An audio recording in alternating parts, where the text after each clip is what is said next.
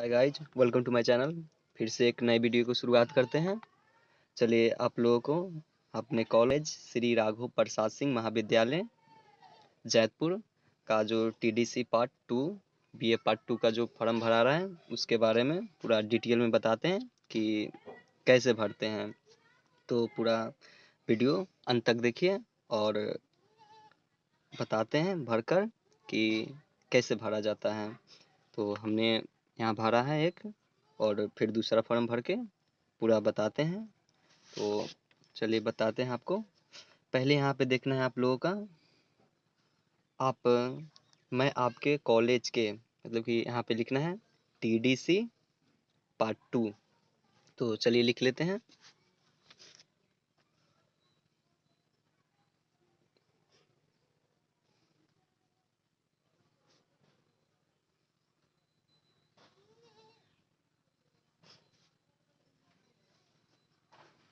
TDC part 2 हो गया। आगे यहाँ पे लिखना है भाषा। यहाँ पे मैं निम्न स्तर की राष्ट्र भाषा के साथ अनिवार्य राष्ट्रभाषा पत्र में मातृभाषा के रूप में तो यहाँ पे हिंदी लिखना है आपको। तो चलिए यहाँ पे लिख लेते हैं।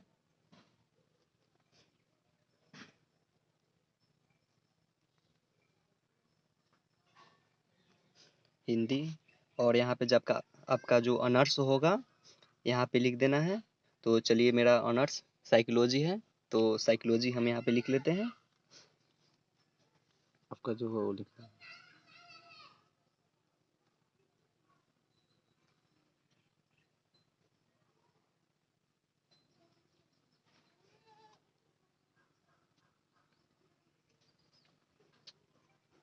साइकोलॉजी। और उसके बाद नीचे लिखना है जो आपका सब्सिडरी में 2 सब्जेक्ट होगा। तो 2 सब्जेक्ट में से जैसे कि मान लेते हैं हिस्ट्री या पॉलिटिकल साइंस, जो आपका होगा वही देख कर लिखना है। और यहाँ पे MIL में हिंदी या इंग्लिश, ऐसे तो सबका हिंदी रहता है MIL, बट आपको देख कर भरना है। तो उसके बाद यहाँ पे नीचे आते हैं आवेदन का नाम। यहाँ पे आपका नाम लिख लेना है और घर का पूरा पता लिख लेना है, फ़ोन नंबर लिख लेना है यहाँ पे। उसके बाद डिस्ट्रिक्ट लिख लेना है, जन्म तिथि, डेट ऑफ बर्थ, धर्म, राष्ट्रीयता यहाँ पे लिख लेना है आपको। इंडियन पे जाति, जो आप किस जाति से बिलोंग करते हैं वो जाति लिख लेना है।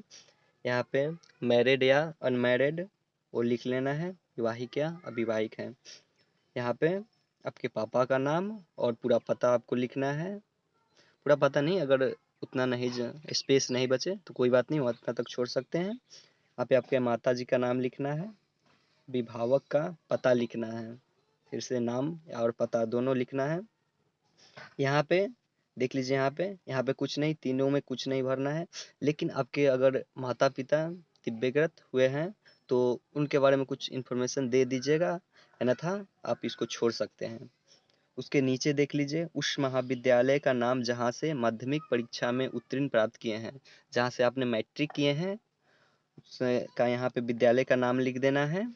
और नीचे यहाँ पे उसका क्रमांक, श्रेणी, आप कौन सा डिवीजन ले आए थे, फर्स्ट या सेकंड डिवीजन या थर्ड डिवीजन है, यहाँ पे लिख देना है। किस वर्ष आपने मतलब कि पास किए थे इस वर्ष में, उस वर्ष को यहाँ लिख देना है और इसमें छोड़ देना है, वैकल्पिक विषय में छोड़ देना है। चलिए इसके पीछे आते हैं। तो इसके पीछे आते हैं, क्या आप अपने विद्यालय के कनीय राष्ट्रीय दास्ता में थे, तो इसको आपको छोड़ देना है। इसको इसको भी आपको छोड़ देना है। चलिए तो आपको नीचे आते हैं।